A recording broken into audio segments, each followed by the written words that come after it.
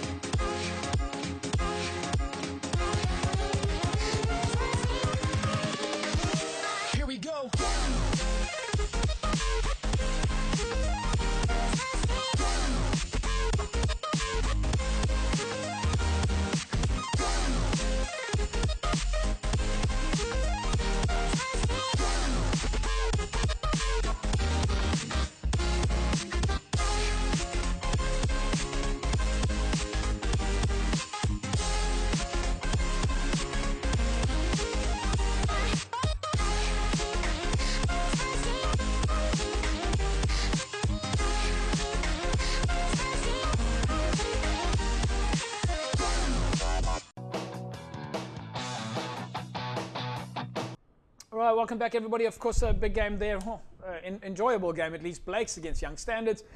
Blake's winning there 31 points to 10. At the moment, Blake's now sitting number 4 on the log, and Young Standards at 9 on the log. We'll take a look at some of the other results in a second. Morgan Newman, now that you have become a Sevens specialist, give us your opinion on the Blake's Young Standards game. I've forgot to correct you. I don't know about specialist, James. I'm also still learning, but yeah, look, I mean, I think, I've watched all these games, and I've spent the last 2 weekends down at the CPT, and I think, what I've found is that the individual brilliance is definitely there. I mean, individually, there are a lot of unbelievably talented, skillful rugby players. I just found that the level of sevens as a team, I think, is where we need a bit of work. A lot of the teams need a bit of work as cohesively. I don't think teams are really playing to their full potential. So, you get the ball into one guy's hands that maybe has an unbelievable ability, and he can step players, and he can get through holes, and he can really make things happen. But as a team, I think we still needs a bit of work. It is only the second week of the tournament, so I think as the tournament progresses, we'll start to see teams just starting to play better sevens as a group of 7 players. So, but nonetheless, there's still for Blake to pick up a result like that. It was hot on Saturday, James. It was very hot. So, you know, that 7 minutes can easily feel like 40 minutes, you know. So just good to see teams standing on the side of the field. Yeah, let me tell you, staying on the side of the field, and you see. So yeah, I felt sorry for the Oaks that are on the field, but nonetheless, still good. I mean, all round, you know, to score 31 points, still got to put the points on the board. Jerome, your thoughts? Yeah, first of all, well done to Blakes for scoring that points. But that first half looked a bit like 15s rugby. You could see no one could actually break through. I don't know whether it is defense or whether he's like Morgan was saying, is guys are not using the space of the field, because if you see 14 guys in one corner, and the field is so big, and maybe some clubs are not used to playing sevens. And you can also see, JP, during 15s, you can see which clubs can also play sevens because of the spatial awareness and how they move the ball around. Yeah. So it comes out in the sevens. You can definitely see who's taking a lot of contact and who's normally passing the ball. Yeah, well, Blakes went on, of course, to beat Noordelijkers 14-12. They also beat SK Warmers 12 points to 7. Young Standards, on the other hand, they're sitting on 9 on the log at the moment. They beat Young Ideas 31-7 and went down to False Bay 33 points to 5. Let's quickly take a look at the logs in Pool A, just to give you an idea as who's standing where at the moment. So it's Tygerberg sitting at the top of the pile, followed by False Bay, and then it's Young Peoples, Blakes, Kraaifontein, SK Warmers, Noordelijkers, Visanta Kraal, Young Standards, Young Ideas, and Caledonian Roses. So Tygerberg and False Bay sitting at the top, False Bay sitting on 25, and Young Peoples and Blakes. So you can see that Young Blakes is now sitting at 4 on the log, and of course got some interesting games coming up this weekend still when they take on Tygerberg, False Bay, and Young Ideas. So those are some of the fixtures for Blakes this weekend. Right, let's take a look at the match between in fact, before we get to our next game, which is going to be the Tygerberg False Bay game, folks, Springbok Atlas is, of course, on board with Cape Rugby TV and have got a fantastic transport solution for you. If you need any bus transport, whether it be for the 15-man side or even now to the 7s, then all you need to do is get a hold of Rashad Luki on 021 506 2572. They've got reliable transport and negotiable rates with different size vehicles. So whatever size it is that you need, whether it be a 60-seater or even possibly a 22-seater, then Springbok Atlas has got a transport solution for you. Give Rashad Luki a call on 021 506 2572 and they'll be able to give you a great price for your team transport. Whether, like I say, whether it be to the 7s or perhaps going around team building or maybe even next year for the 15s. So we'll take an ad break. When we come back from the break, we'll take a look what's happening between Tygerberg and False Bay. Welcome back, folks. Cape Rugby TV. Remember, you can find us on Facebook, www.facebook.com/Cape Rugby TV. Tell us what's happening in the world of club rugby. We know that there's a lot of events happening at the moment, a lot of AGMs and end-of-year functions, so still a lot of rugby activity. Tygerberg were up against False Bay in Pool A. Tygerberg currently sitting at number 1 on the log, False Bay sitting at number 2. So, according to Morgan Newman, this was a big game.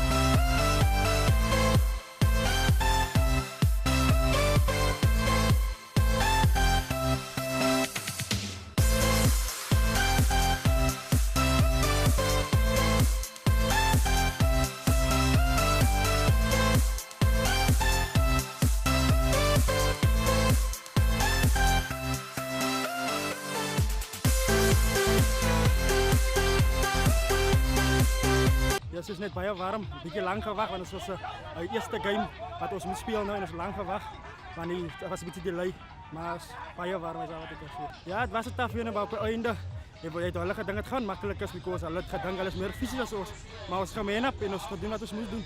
Ja, die young boys hulle baie meer as wat ons al loop, maar ons het bygehou, ek het dan bygehou. Ja, nie definitief ons het sê van die begin af toe ons met die preparations het ons gesê ons kom hier net om te kom, ons kom om te vat en hy sit te gaan. Oh, welcome back, everybody. Massive game there. Tigerberg winning 24 points to 12. Morgan, why was it a massive game? Yeah, James, I mean, look, it's two really potent sides that, they play some really good sevens. It's two powerhouses in Western Province Club Rugby, and I think that the game itself was probably a true reflection of where the Oaks are. They're both sitting 1 and 2 on the table. So I think it speaks for itself, that game, and the quality of sevens in that game particularly, because I watched that one quite closely, I thought was quite good, Yes, again, there's room for improvement, as there will always be in sevens, and it could have gone either way.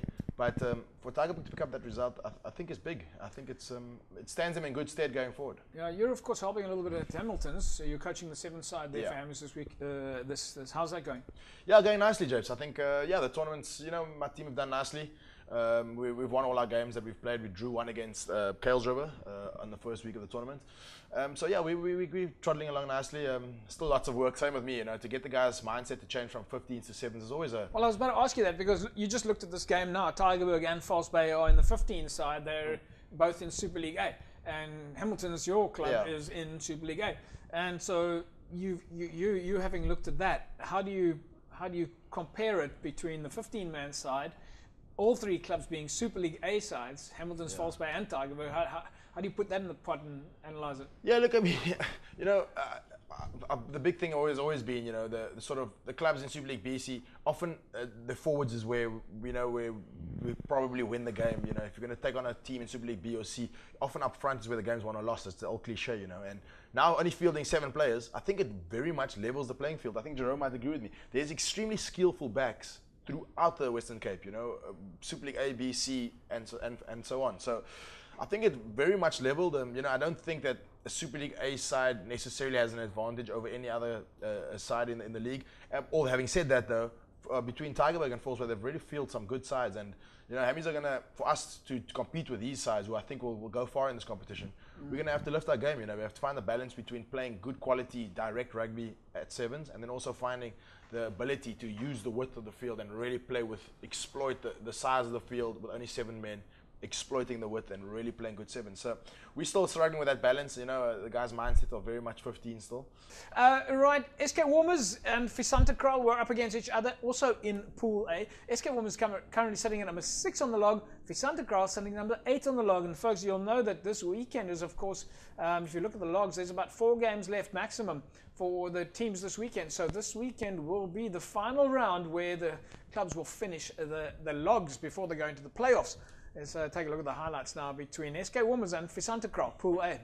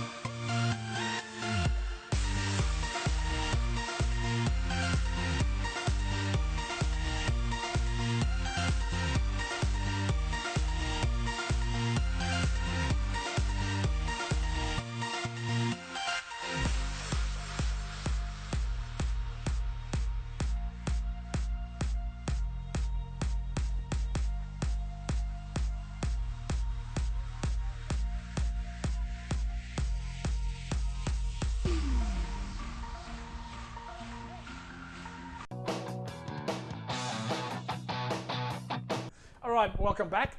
SK Warmers in Pool A against Visantekraal. Visantekraal, of course, are sitting at number 8 on the log at the moment, and SK Warmers at number 6. It was a win there for SK Warmers. You'll know that they're currently being sort of coached. I don't know if it's full-time or not, by Paul Delport, who we had on the show last week. Of course, current women's sevens rugby coach. So big privilege there for SK Warmers to have Springbok legend, or at least former sevens legend, Paul Delport, coaching there. So other results for SK Warmers: beating Caledonia Roses 37-7. SK Warmers went down to Blake's, as we mentioned earlier on, 12 points to 7. And then on the Visantekraal side, Visantekraal went down to Noordlikers 24-12. And have still got a number of games coming up this weekend, namely False Bay, Young Standards, Tygerberg, and Young Ideas. Jerome, if we just look at these two sides, SK Warmers is a Super League A side. Visantekraal, a much lower division side. But if we look at the results, for example, clearly 15-man rugby is out the window here, and any team, well, certainly it opens the leagues up much more. Yeah, JP, as I said earlier on, it's teams that's known for play the ball, then play the width of the field, and use the space, which for Visantekraal that's their type of rugby. If they play 15s, it's the same. So they're used to playing the space. That's why they gave SK sort of a hard time, because SK is known for playing with their big forwards and keep the game tight. In Visantekraal, just play like almost proper sevens rugby, and well done to them. Do you know where Visantekraal is? Haven't been there for a while. But you know where it is? Yes, I know where it is. It's just outside Durbanville. Yes, it's a farming community there, and they're growing, they're getting big, and some good rugby players there. And it's the same as we've seen with Morningstar. Yeah. I mean, they've got some of their guys playing for them, and so yeah, something's happening there out in Durbanville, in the farming communities, and I know the farmers help them. They get sponsored by a farmer there, so they do a lot there, and well done to them in competing against, as you say, a Super A side. It's good. Now, I think there's a lot of farm worker sport as well happening that a lot of people are not aware of, and the amount of sporting activities. In fact, it was the Rural Games in Paarl on the weekend, which is a combination of the farm workers and rural areas coming together from various provinces. Anyway, we'll tell you more about that. To find out more about that, if you are interested in how the Sports Federation's activities work, then watch Sports Federation TV on Friday nights here on Cape Town TV between 9 o'clock and 10 o'clock. Sport Federation TV, of course, looks at the various activities of the federations in the Western Cape across the various districts. Folks, if you want to win yourself a case of Score energy drinks, right, you know that Score is, of course, the official sponsor to the Western Province Club Rugby Score 7s. If you want to win yourself a case of Score energy drinks, then all you need to do is SMS the word SCORE to 33090, 33090, and you can put yourself in the mix to win a case of Score energy drinks. Congratulations then to last week's winner, Sonia Clayton. Sonia, somebody from Cape Rugby TV is going to be in touch with you soon, and you'll be able to walk away with a case of Score energy drinks. Folks, we're going to take an ad break, and when we come back from the break, we'll take a look at what's happening with Paarl and Belhar. So now we move into Pool B. One of our greatest assets are our fans, the faithful. And we really wanted to create something unique, something world-class, a supporter club that engaged and interacted with all our fans, not only within the Western Cape, but regionally, nationally, and in fact internationally. We have the best fans in the world, and we believe we put together the most amazing, unique, and innovative supporter program. And we call on you to stand together with us. Are you one of the faithful?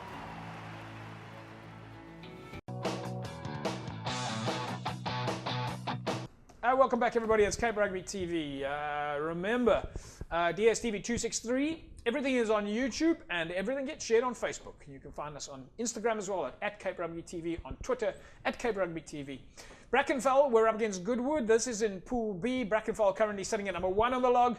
Goodwood at 7 on the log, but it's all still to play for this weekend. Let's take a look at what happened over the weekend in the first match between these two teams as Brackenfell took on Goodwood.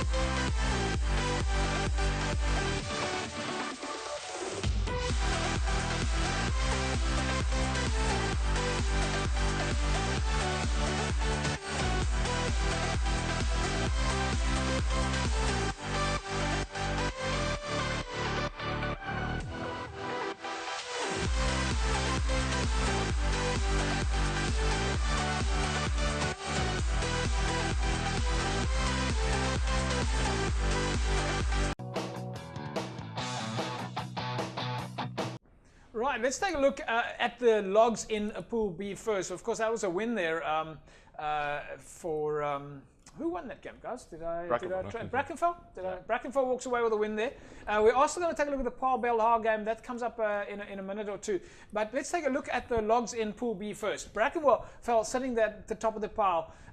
They've played 6, they've won 6. They are clearly number 1. Followed by Hamilton's Villages, All Saints, Busy Bees, Kales River, Goodwood, Yesterday, Windmill United, Strand United, and Fora. So those are the logs there. So Brackenfell sitting number 1 on the log. Other results is a victory for them over Busy Bees. They only had one other game on the weekend. And then in Pool B, Goodwood, of course, went down to Hamilton's. So still a few fixtures coming up this weekend. Before we move on, Jerome, the Brackenfell Goodwood game, 50-50. I mean, yeah, it was close. It was tight till the end there.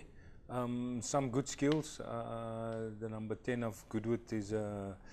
He looks like a guy who can play sevens. Everything revolves around him. Yeah. But Brackenfell also using a bit of strength there to almost like bully the Goodwood guys.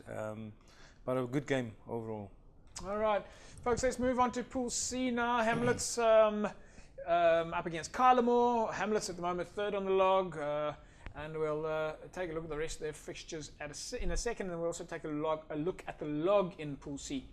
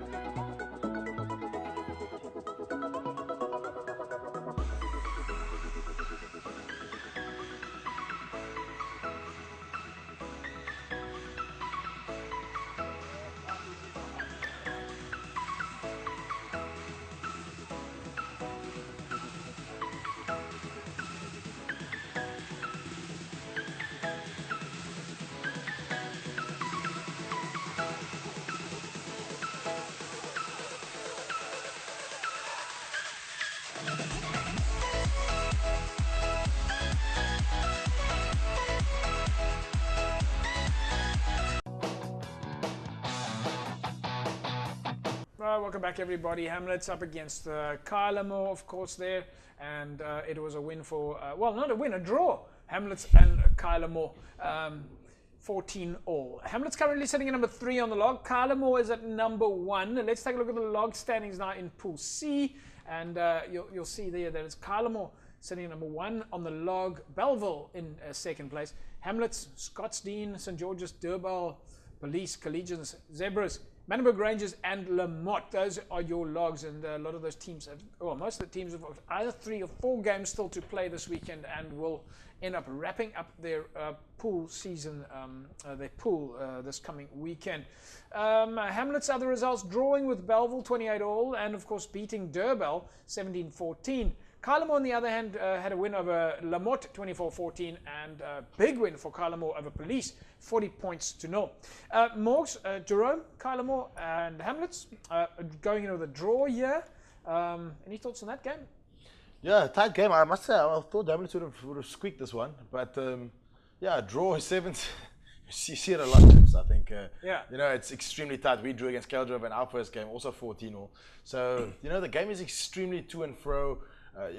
One error, it costs you, it's a 14-point turnaround. You can be on the line about to score, make an error, turn around, score on the other side, 14-point difference. So that's, 7th is ruthless. And, but I mean, nonetheless, a draw, pick up your points and you go, I guess. Jerome, Hamlets has built up quite a reputation for themselves in the last few years from being a quiet little team up on the West Coast. I don't know if it's from media or TV or whatever, but we've certainly had a lot of attention for Hamlets. They've created a good gears for themselves. When they travel well.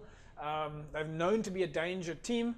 Are we just expecting too much from Hamlets here? Because Kylemore is sitting at number 1 in the log, and Kylemore is a little-known club. Yeah, no, it's strange to see that, JP.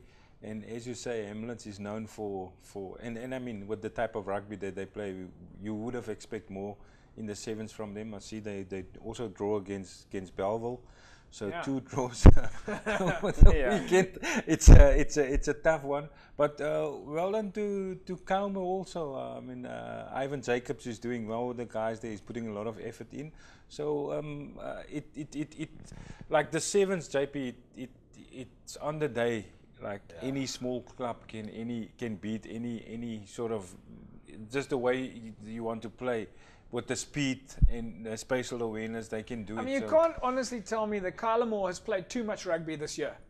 That these guys that are playing on a Saturday now, they're probably not necessarily in the top 15. You can't tell me they've played too much rugby. No, they haven't. No, no, it's like everybody played the same amount of games. So. Right, folks, we're going to take an ad break, but before we do that, don't forget MChem 24-hour pharmacy is, of course, on the corner of N1 and Durban Road. All the pharmaceutical needs, orthopedic needs, sports nutrition needs, MChem 24-hour pharmacy, open 24 hours a day. Now, next week, MChem is busy with their whole relaunch. The whole week, from Monday through to Friday, is MChem activity. There's going to be a lot of fun and excitement at MChem 24-hour pharmacy. As I say, it's on the corner of N1 and Durban Road. If you can get through the traffic on the N1, then MChem pharmacy is the place to be. 24 hours a day, that you can see them from far away as you drive past there. We'll take an ad break. When we come back from the break, it's time to move on to Pool D. We'll take a look at Paarl and Belhar.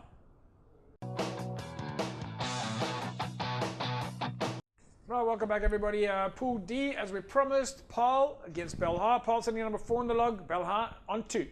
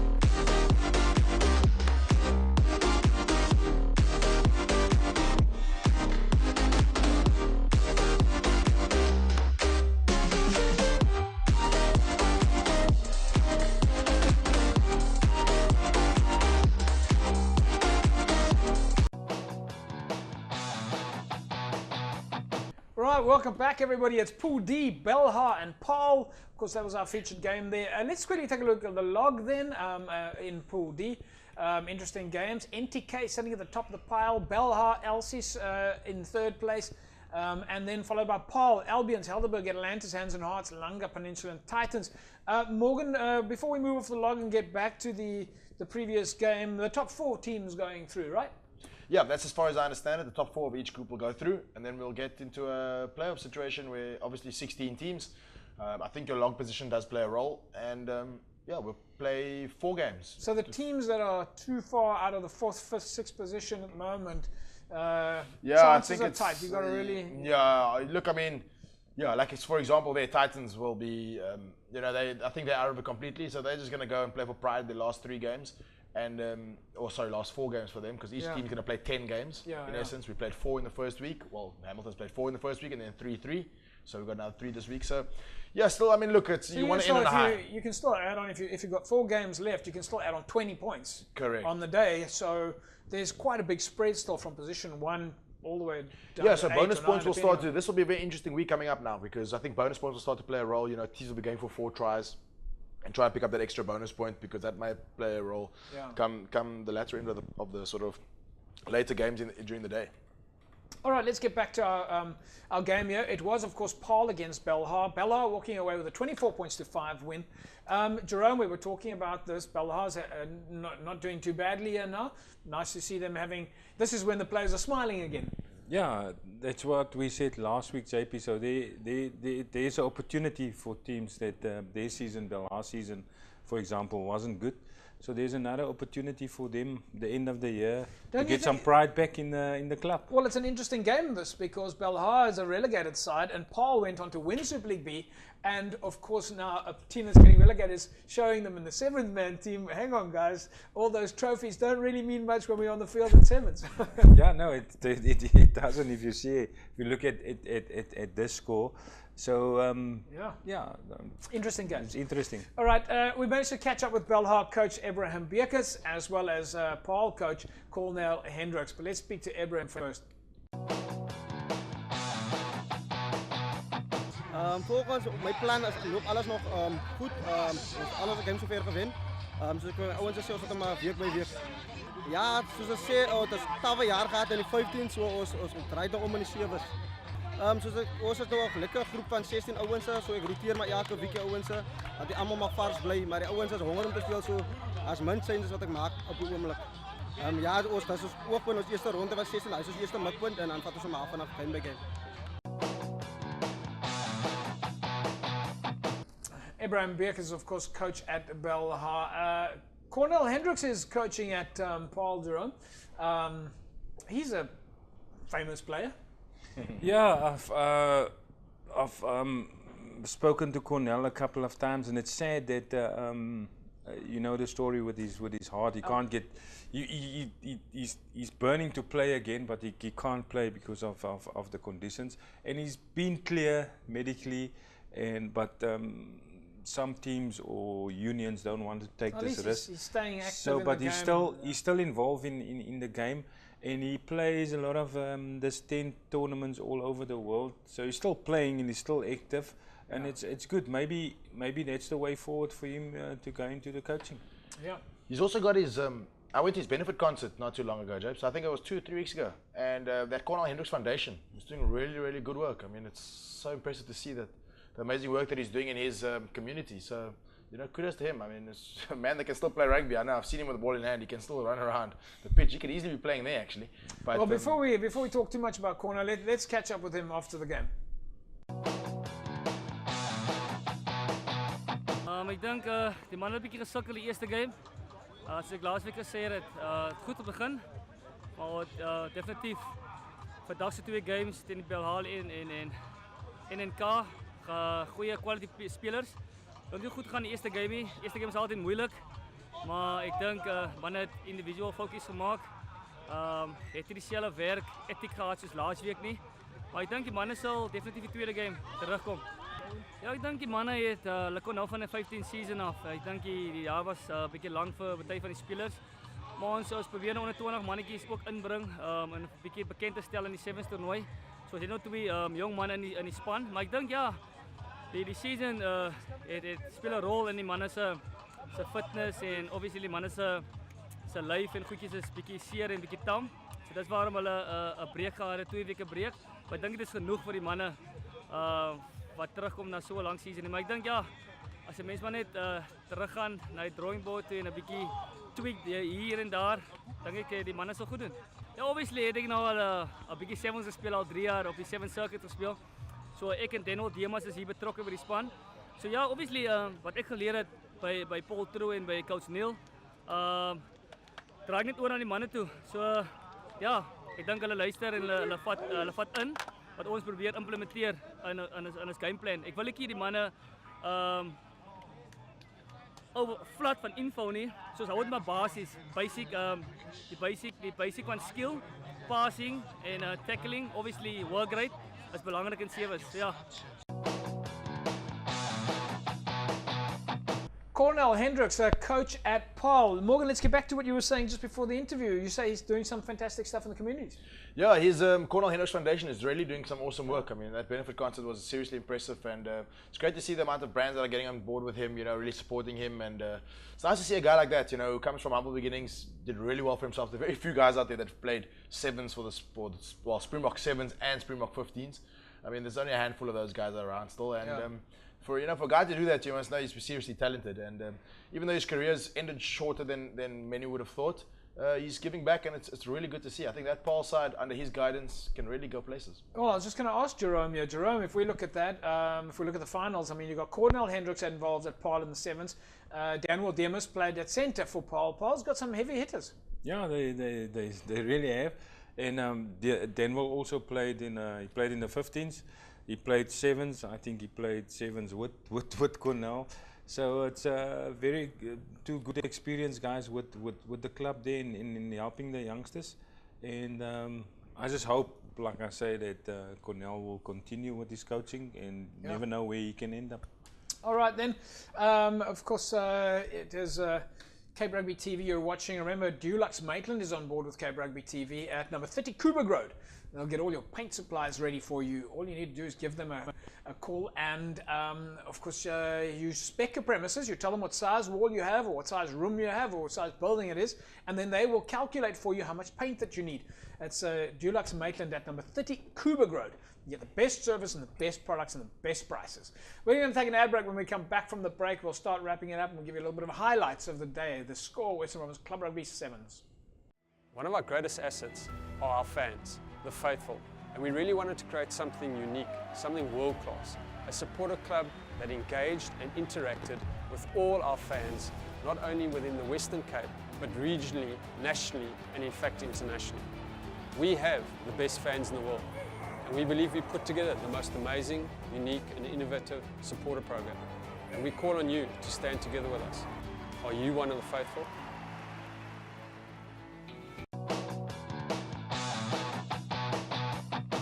Right, welcome back everybody. Of course you're watching Cape Rugby TV, and as you know, sevens is on at the moment. It's the Western Province Club Rugby Score. Western Province Club Rugby Sevens happening at CPUT. Starts early in the morning, just after 9, and finishes about 2 or 3 o'clock. Lots of fun and excitement. There's the Bashu's Kiddie Zone. If you've got the kids out there, you want to go and watch some exciting rugby at CPUT. And of course, the Score Energy Drink gazebos are up there, and a lot of vendors selling various products. As you know, Sevens Rugby is all about the fans, it's all about the excitement of the game, and we managed to grab a couple of highlights from last Saturday's game.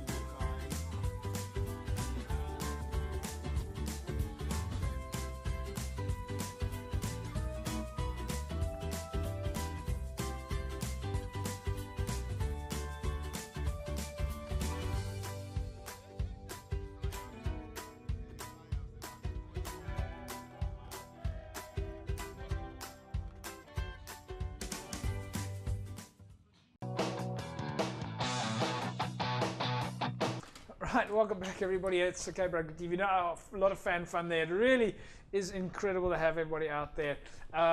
It's been a little bit hot, but this Saturday I believe is going to be slightly cooler, so no excuse. It's going to be a lot of fun. You can get out there and just have an absolute jaw. Let's quickly wrap up by taking a look at the logs, and you all must look carefully now because you'll notice the top 4 obviously, and we're going to also quickly look at the fixtures of the top teams.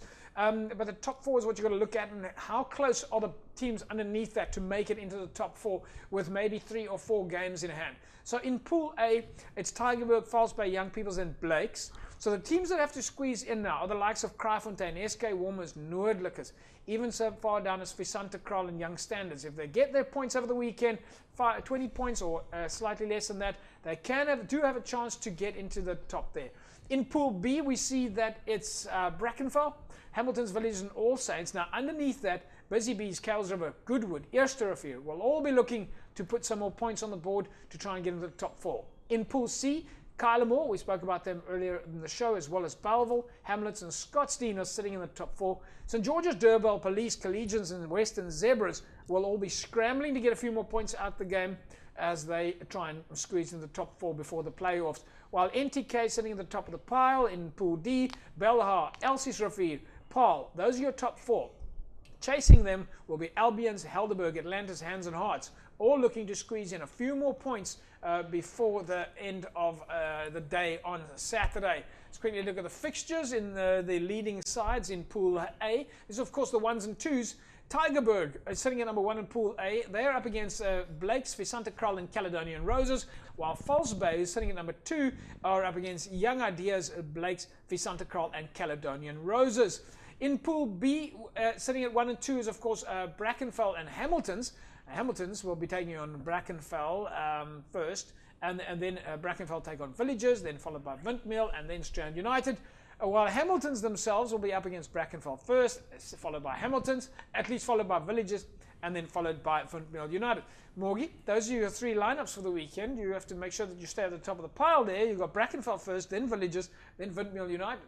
Yeah, we got our hands full, James. I mean, if you look at those teams, then Brackenfell at top of our pile, we're playing them, and then we play Villages, which is also sitting third, and we're just stuck in between those two. So we got to pick up 2 proper results, and then Windmill United, we feel we should be strong enough to beat them. Although sevens is a funny game, James. Anyone can beat anyone on the day, as Jerome has already said. So it's going to be interesting. We've got to go there, pick up results, and worry about the playoffs once we've made it there first. All right. Morgan Newman says they're going to take it 1 game at a time. Let's take a look at Pool C. Kylemore sitting at the top of the pile and in 1 and 2 together with Belleville. Kylemore first up against Western Zebras. St George's taking on Kylemore next, and then Belleville and Kylemore. Those are 1s and 2s playing against each other in the 3rd game for Kylemore and Belleville. And then Belleville, of course, up against Durban and St George's. While Pool D, we see NTK sitting at number 1 and Belhar sitting at number 2. So 3 games on the cards for NTK on the weekend when they take on first Belhar, then Albion's, then Elsie's River, and then Belhar themselves 4 games on the trot on Saturday. First NTK, then Albion's, and then Elsie's River, and then Titans. All right, so folks, those are your 1s and 2s. We of course can't look at every single fixture, but those are your 1s and 2s for Saturday. It's going to be a lot of excitement. It's all happening at CPUT. Make sure that you get down there. The weather, I think, is going to be a little bit cooler than this past Saturday. It was very hot. Jerome, I'll be seeing you on Saturday at the Score Western Province Club Rugby 7s. We'll be there, JP. Morgan, I'm assuming you'll be there as coach. As coach, JP, might usually be there, so yes, I'll be there. My name's on the playing list too, so maybe bring my boots along. Are you player coach? Are you coaching? No, I'm not. I haven't played yet, James. Yeah. But if 1 or 2 players don't rock up, then I'll happily put the boots back on and have a run. But yeah, I mean, look, James, before we go, I think that it's important to know that what's nice about this tournament is Hamilton's players get to play against players they would never have played against in the past. And I think that is the big thing that I've gotten into my side is that, enjoy the fact that you're playing against, we played against Fora. My players will never play against Fora, ever. Yeah. We play against Windmill United on this Saturday. They'll never play against Windmill United. So it's just nice that we're getting all the clubs, irrespective of what league you're in and who you think you are and how big 100%. You think your club is and how much funding your club potentially has. Just come play good sevens rugby and enjoy the day, and may the best team win. I think that's probably the way to finish it, I think you've wrapped it up spot on.